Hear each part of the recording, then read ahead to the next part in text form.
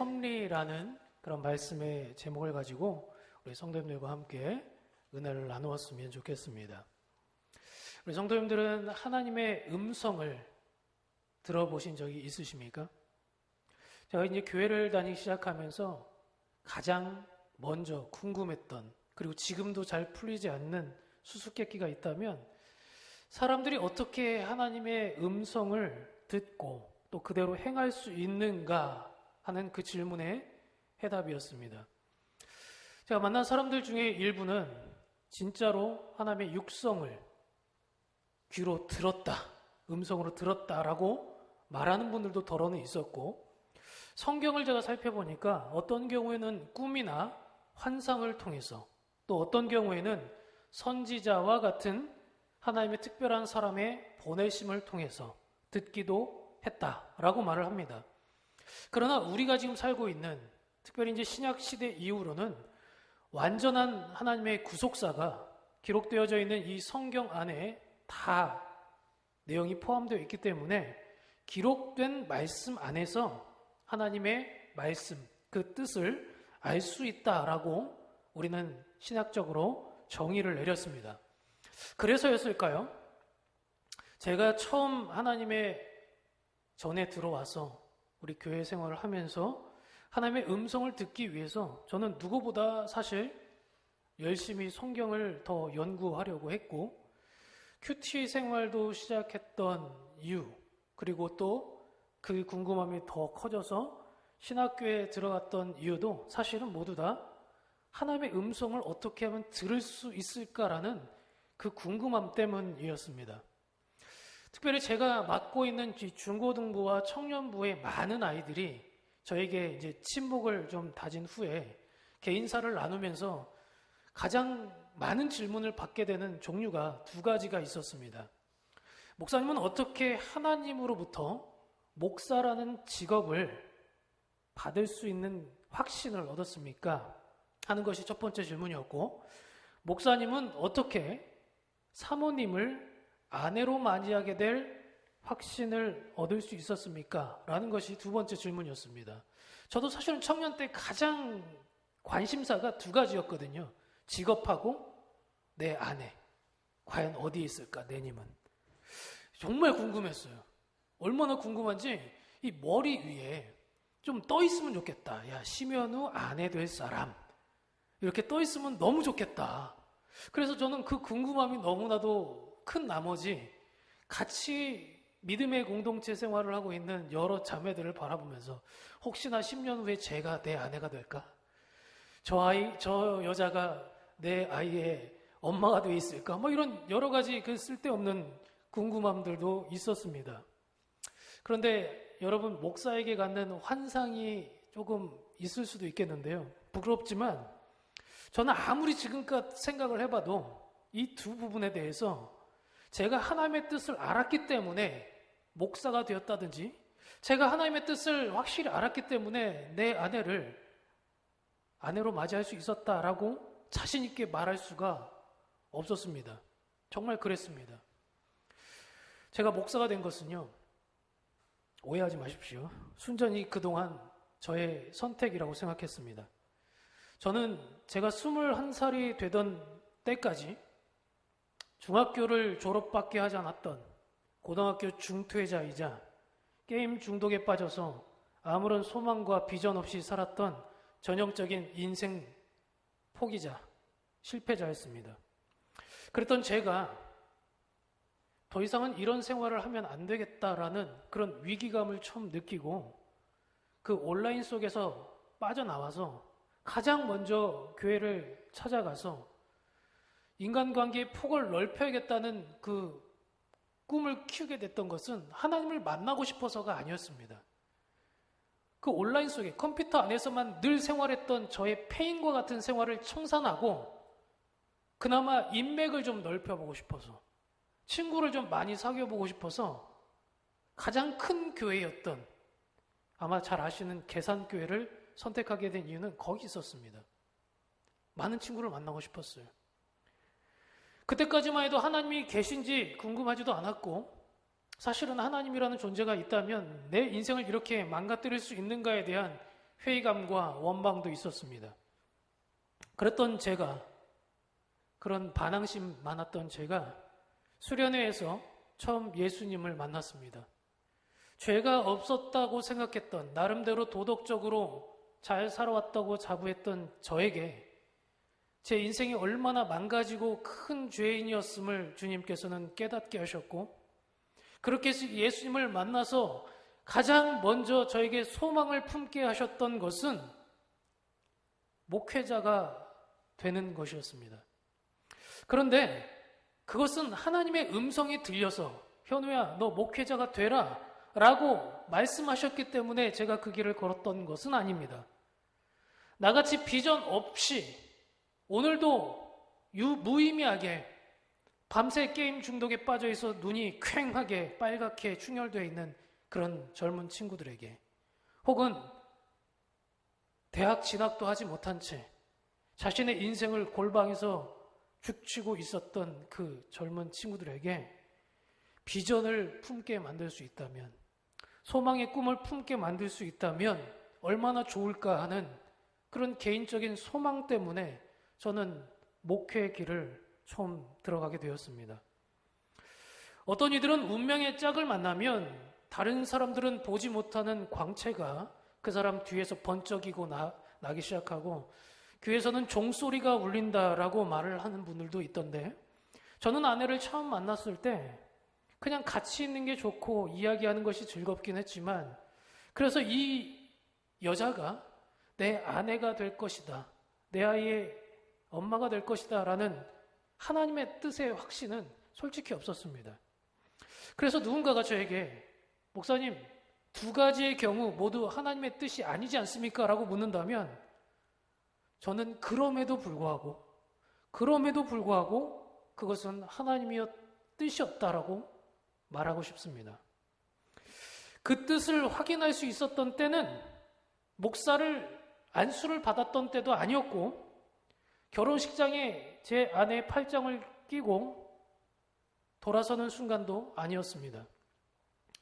사실 목사가 되어서 오랫동안 이제 사역을 해보면서 그게 하나님의 뜻이었음을 알 수 있었고, 아내와 같이 살고 아이를 낳고 가정을 꾸리고 살다 보니 이 사람이 과연 하나님의 보내준 사람이었다라는 것을 뒤늦게 깨달을 수 있었습니다. 참 아이러니하지 않습니까? 하나님의 뜻대로 사는 것과 내가 원함이 있어서 그 계획을 이루고 사는 것과 겉으로 볼 때는 큰 차이가 나지 않는 것 같기 때문에 그렇습니다. 제가 한번 질문을 좀 여러분께도 한번 드려보겠습니다. 여러분은 여러분의 자녀가 어떤 며느리를 만나야 하는지, 그 며느리가 하나님의 뜻이 보이십니까? 여러분은 언제 어디로 이사를 가야 하는지 하나님의 뜻을 알고 계십니까? 여러분은 앓고 있는 지병이 어느 병원에 가서 어떤 의사에게 치료를 받아야 되는지 하나님의 뜻을 알고 계십니까? 하나님의 뜻대로 우리는 살기를 원하는데 막상 이렇게 우리의 삶에서 아주 구체적인 지침을 받을 수 없는 때가 훨씬 더 많기 때문에 하나님의 뜻대로 산다라는 것만큼 막연해 보이는 것이 없습니다. 그래서였을까요? 현대 신학의 발달 과정을 살펴보면 사람들마다 하나님의 뜻, 즉 말씀에 대한 해석 방법이 다양했습니다.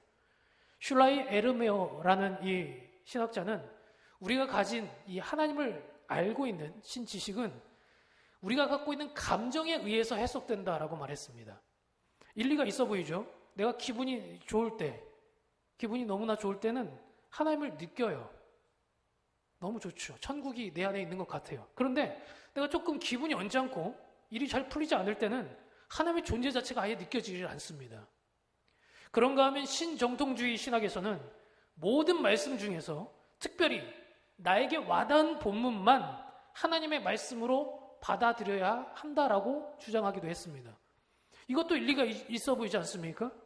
우리가 성경을 읽거나 또 설교를 들을 때 물론 이론적으로는 모든 말씀이 하나님의 말씀이라는 것을 믿고 있지만 막상 그것이 내 말씀으로 와닿게 되는 순간은 정말 일부 감동을 주들 때, 은혜를 받을 때 가능하다라는 것을 여러분도 아마 경험하셨을 겁니다. 물론 저는요, 우리 교단 신학이 주장하는 바 모든 성경은 하나님의 감동으로 되었다는 것도 믿고 있고, 또 유기적인 영감을 통해서 각 사람의 처해진 상황, 감성, 의지, 지성, 이 모든 전인격적인 부분을 통해서 만나주신다는 것도 저는 믿습니다. 그런데 막상 우리 삶에 펼쳐진 이 전방위적인 문제들에 하나님의 뜻을 알고 그대로 살기란 생각보다 쉬운 일이 아니라는 생각이 여전히 있습니다. 그래서 제가 이후에 점점 더 노력했던 것은 나같이 이런 답답함을 가지고 살고 있는 성도들에게 단순히 성경이 말하고 있는 교리적인 가르침만을 줄 게 아니라 그들의 삶 속에 오늘 어떻게 살아야 되는지 현실적이고 당장 적용 가능한 실천적 신학을 적용해 주고 싶었습니다. 제가 만났던 많은 경우에 사람들은 하나님의 뜻을 알 수만 있다면 하나님의 뜻대로 살 수 있을 텐데 그 뜻을 알지 못하기 때문에 그렇게 살지 못한다고 말하곤 했습니다. 정말 그렇습니까? 주님의 뜻이면 하겠다. 이 말 안에 굉장히 다의적인 의미가 있다는 것 혹시 알고 계십니까? 주님의 뜻을 알면 하겠다라는 말은 때로는 정말 주님의 뜻을 사모하는 사람들의 말일 수도 있겠지만 때로는 우리의 태만함이나 불성실함을 스스로 합리화시키기 위해서 내가 하나님의 뜻을 모르니까 이렇게 살 수밖에 없다라는 말을 하기 위해서 핑계 삼아 하는 말이 될 수도 있기 때문입니다. 우리가 주님의 뜻이면 하겠다라는 말이 이런 이중적 의미가 있듯이 가끔 우리는 우회적으로 기도해 보겠습니다라는 표현을 쓸 때도 있지 않습니까? 여러분, 기도해 보겠습니다. 누군가 저에게 무언가를 부탁해 왔을 때 기도해 보겠습니다라는 말이 정말로 제가 그것을 가지고 기도하겠다라는 뜻도 있겠지만 사실은 아주 점잖게 우회적으로 거절하는 표현이 될 수도 있기 때문에 사실은 하나님의 뜻을 알면 좋겠다, 하나님의 뜻을 알면 그대로 살겠다라는 이 말에는 진정한 순종의 의미도 있겠지만 사실은 순종하기 싫어하는, 순종하지 않았으면 좋겠다라고 말하고 싶은 그런 합리화시키는 우리의 핑계거리가 있을 수 있음을 인지하고 먼저는 하나님의 뜻을 갈구하고 있는 우리의 진짜 원함이 무엇인지를 스스로 살펴보아야 한다라는 것입니다. 언제나 경건한 의미를 갖고 있는 뜻이 주님의 뜻대로라는 말이 아니라면 오늘 본문으로 좀 돌아가 봐서 야고보 사도가 있던 당시에는 사업으로 돈을 많이 벌었던 성도가 있었던 것 같습니다. 배를 타고 나아갔다가 의도치 않게 보화를 발견하기도 했고 수입이나 수출로 무역을 통해서 큰 돈을 벌고 있던 사람들도 있었습니다. 그렇게 해서 거부가 되어서 이런 성공담을 교인들 앞에서 말을 하면 모든 사람들의 선망이 되고 부러움의 대상이 되기도 했습니다. 그런데 문제는요, 그들이 이 거부가 된 사람들 마음속에 내가 한번 계획을 먹으면 내 마음 먹은 대로, 내 계획대로 무엇이든지 할 수 있다라는 자신의 삶에 대한 확신이 그 안에 있었다라는 거예요. 여러분, 물론 그런 사람과 능력이 있는 사람들도 있습니다. 어떤 영역이든 불문하고 정말로 그런 누가 봐도 탁월하다 싶은 그런 능력자들이 있게 마련입니다. 그러나 오늘 야고보 사도가 말하고 싶은 본문의 의미는 그런 수완과 능력이 문제가 된다라는 것을 지적하고 싶은 것이 아닙니다. 그런 능력이 많아서 돈을 많이 벌게 된 결과물을 가지고 문제를 삼고 있는 것도 아닙니다. 돈이란 있다가도 없고 없다가도 있기 때문에 돈은 잠깐 있다가 없어지는, 사라지는 안개와 같다고 이 물질의 무용을 말하고 있는 것도 아닙니다. 여러분 아시겠지만 돈이 돌고 돈다는 말이 사실은 가난한 사람들이 스스로 위로를 하기 위해 만든 말이라는 것을 우리 잘 알고 있지 않습니까? 돈은 안 돕니다. 잘 돌지 않아요. 가진 사람은 더 많이 갖고 가난한 사람은 가난하게 사는 것이 훨씬 더 확률적으로 높습니다. 이재용 회장이 망할 확률이 높을까요? 제가 이재용 회장만큼 부자가 되는 확률이 높을까요? 다 아시죠? 이 돈이 돌고 든다는 말이 맞지 않듯이 사도 야고보가 말하고 싶은 것이 물질은 의미가 없기 때문에 물질에 마음을 두지 말라라는 말을 지금 오늘 하고 싶은 것이 아닙니다. 오히려 지금 사도 야고보가 주목하고 있는 것은 허무함이 물질에 있는 것이 아니라 사람의 생명에 있다라는 것을 말하고 있는 것이에요. 너희가 아무리 거부가 되고 아무리 탁월한 능력이 있고 수완이 좋고 지혜가 있고 안목이 높아 다른 사람들과 차별화될 수 있을 만큼 잘 나가는 인간이라 할지라도 그 생명이 안개와 같아서 언젠가 사라질지 모르기 때문에 그 허무한 인생에 모든 것을 걸지 말아야 한다라는 것을 의미하고 있는 것입니다. 아무리 풍성하게 재물을 모아뒀다 할지라도 주님께서 오늘 그 목숨을 걷어가신다면 그렇게 많이 쌓아놓은 그 재물이 무슨 의미가 있겠는가? 그래서 인간 스스로 자랑할 만한 계획이라는 것이 없다라는 것을 말씀하고 있는 것입니다. 우리가 아무리 탁월한 계획과 지혜를 가지고 앞날을 계획했다 할지라도 우리가 그 계획을 이루기 위해서 얼마나 많은 스펙을 쌓고 얼마나 많은 인맥을 갖고 있고 얼마나 많은 능력을 갖고 있느냐 할지라도 그리고 그동안 얼마나 많은 성과를 업적을 이루었느냐 할지라도 결국 우리의 생명이 다하는 그날 우리가 세워놓은 그 완벽해 보이는 계획은 아무것도 아닌 게 되고 맙니다.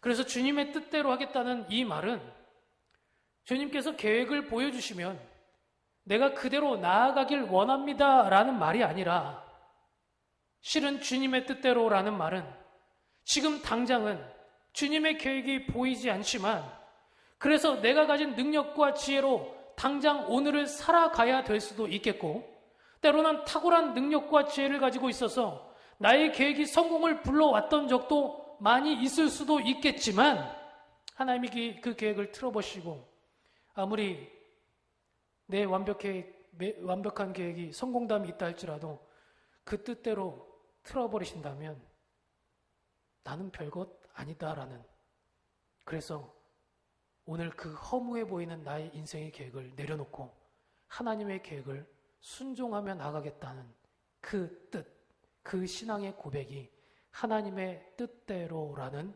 말의 의미입니다. 이 말을 반대로 뒤집어 보면 살아가는 동안 아무리 고통스럽고 사업도 잘 안 풀리고 능력도 없고 어떻게 살아가야 될지 막막한 인생길이 계속된다 할지라도 주님의 뜻이라면 내 인생길을 하나님께 그래도 맡겨보겠다라는 그런 신앙의 고백인 것입니다. 그래서 정리하자면 주님의 뜻대로라는 이 말은 주님이 길을 보여주시면 그 길을 확신 있게 걷겠다라는 말이 아닙니다. 내 앞에 어떤 길이 펼쳐질지는 모르겠지만 주님이 인도해 주시면 그 길이 평탄한 길이든 협착한 길이든 걸어가 보겠다라고 말하는 것이 주님의 뜻대로 살겠다는 그런 고백의 실제적인 말의 의미입니다. 사랑하는 성도 여러분, 아브라함은 나아가야 할 바를 알지 못했지만 주님의 말씀을 의지하여 정들었던 자신의 삶의 터전을 떠나갈 수 있었습니다. 모세는 눈이 흐리지 않았고 기력이 쇠하지 않아서 생물학적으로 볼 때 죽을 이유가 하나도 없었지만 자신의 소명이 다했기 때문에 목적지였던 자신이 생각했던 계획의 목적지였던 가나안 땅을 코앞에 두고도 하나님의 곁에 불려가야만 했습니다. 요셉은 우리가 흔히 알기를 꿈꾸는 자요, 계획자라고 알고 있지만 사실은 자신이 왜 형들에게 팔려가게 되고 정직하게 살았음에도 인생길이 자꾸만 꼬여가게 되는지 알 수 없었지만 총리의 자리에 올라 기근을 피해온 자신의 원수와 같은 형들을 만났을 때 그때야 비로소 내가 하나님의 구원의 계획을 이루는 도구였음을 깨달을 수 있었습니다. 믿음의 사람들이라 불려진 그 사람들조차도 때론 하나님의 뜻을 알았기 때문에 그 뜻대로 미리 움직일 수 있었던 것이 아니라 하나님을 믿는 믿음이 있었기 때문에 하루하루 어디로 갈지 알지는 못했지만 하나님의 인도함 가운데 그 발걸음을 옮길 수 있었다라는 것입니다. 말씀을 정리해 보겠습니다. 저는 당장 제 인생길에 향후 몇 년 동안 어떤 일이 일어날지 전혀 모르겠습니다. 앞으로 제가 목회를 계속할 수 있을지, 목회를 한다면 부목사로 계속 있을지, 아니면 운이 좋게 하나님의 은혜로 청빙을 받아 담임 목사가 될지, 그것도 아니면 소수의 인원이라 할지라도 개척을 고민해야 될지, 그 모든 것도 아니라면 목회를 그만두고 이제는 한 성도로 돌아가서 일반적인 삶을 살아야 할지 솔직히 전혀 모르겠습니다. 그러나 저는 하나님의 뜻을 믿습니다. 제가 하나님의 뜻을 사모하고 하나님의 계획대로, 하나님의 말씀대로 살고자만 한다면 제가 어떤 길에 놓여 있든 어떤 것을 하고 있든 누구와 함께 있든 어디에 있든 하나님은 저를 인도하실 거라고 믿기 때문입니다. 바라기는 오늘 우리 성도님들의 삶이 각양각색의 삶으로 다 각처에서 피 흘리고 또 힘든 고군분투의 영적 전투를 치러가고 있을 줄을 압니다. 그러나 그럼에도 불구하고 당장 보여지지 않는 확실한 길이 아니라고 해서 주님의 계획을 저버리지 않았으면 좋겠습니다. 오히려 어려울 때일수록, 새벽이 다가올수록, 밤이 깊을수록 주님의 동이 트는 그날이 곧 다가올 것임을 믿고 마지막 때에 더욱더 주님의 뜻을 사모하며 오늘 하루를 주님과 함께 동행할 수 있는 저와 여러분들이 될 수 있기를 주님의 이름으로 축복합니다. 기도하겠습니다. 하나님 아버지 감사합니다. 하나님, 오늘 우리가 하루하루 산다는 것, 말세 시대를 산다는 것, 주님 곧 다시 오시겠다고 했는데 그것이 어느덧 2000년이 훌쩍 지나서 이제는 그 약속의 의미마저 퇴색되고 잊혀져가는 이 시대에 산다는 것, 그 시대에 살면서도 믿음을 지킨다는 것, 정말 불가능해 보이고 어려워 보이는 것이 사실입니다.